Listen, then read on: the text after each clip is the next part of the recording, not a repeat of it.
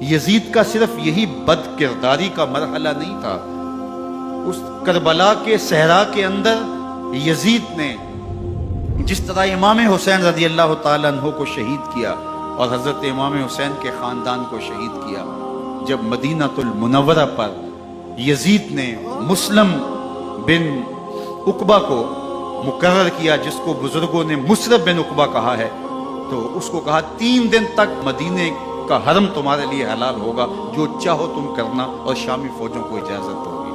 تو وہاں بھی انہوں نے 10,000 تابعین اور 700 صحابہ کو شہید کیا۔ حضرت ابو سعید خدری رضی اللہ تعالیٰ عنہ گھر سے باہر نکلے، کافی بوڑھے ہو چکے تھے، تو انہوں نے حضرت ابو سعید خدری کو پکڑ لیا، کہا تم کون ہو؟ کہا مجھے ابو سعید خدری کہتے ہیں۔ تو کہا ہاں تمہارا نام سنا ہے، اور داڑھی سے پکڑ کے کھینچا اور کہا کہ ہے تمہارے پاس جو ہمیں دو؟ تو کہا کہ میرے پاس تو کچھ بھی نہیں، میں تو فقیر آدمی۔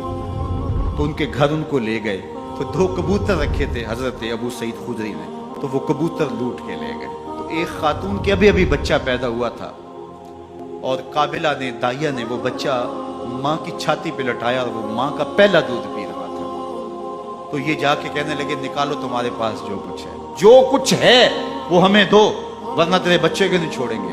تو ماں بچے سے مخاطب ہو کے کہتی ہے، ابھی بچہ پیدا ہوا ہے اور ماں سے پہلا دودھ پی رہا ہے، کہ بیٹے اگر میرے پاس کچھ ہوتا، وہ قیمتی سے قیمتی چیز بھی ہوتی، تیری جان کے لیے قربان کرتی، لیکن اس وقت میرے پاس کچھ ہے نہیں۔ تو ایک شکی آگے بڑھا اور بچے کو ایک ٹانگ سے پکڑ کے کھینچ کے دیوار کے ساتھ پٹک کے مارا، جس سے دماغ کا بھیجا نکل گیا۔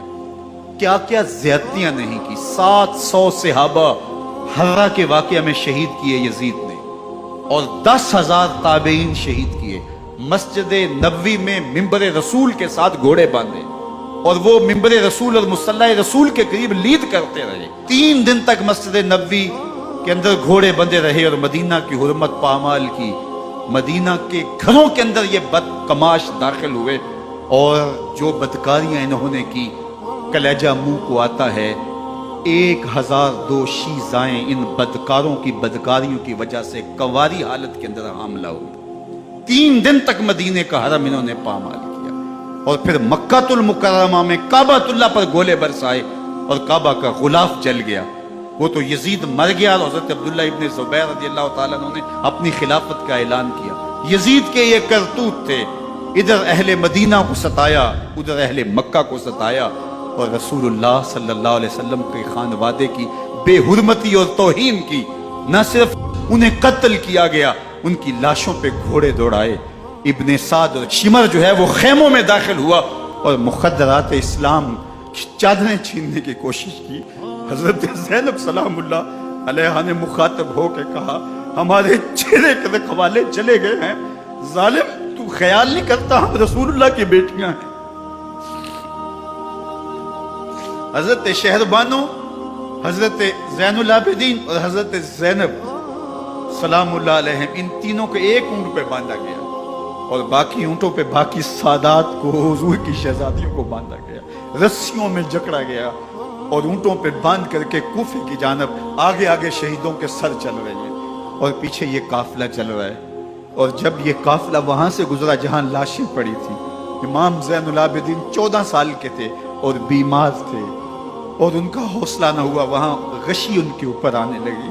اور وہ منظر ابن کثیر نے، باقی لوگوں سب نے لکھا ہے کہ پھر جب ان کی یہ حالت ہوئی، تو پھر سیدہ زینب سلام اللہ علیہ، جنہوں نے ابھی تک بڑے حوصلے کے ساتھ ساری مشکلات کا مقابلہ کیا تھا، اب ان کے بندن ٹوٹ گئے اور آنکھوں سے آنسو بہنے لگے، اور سیدہ زینب نے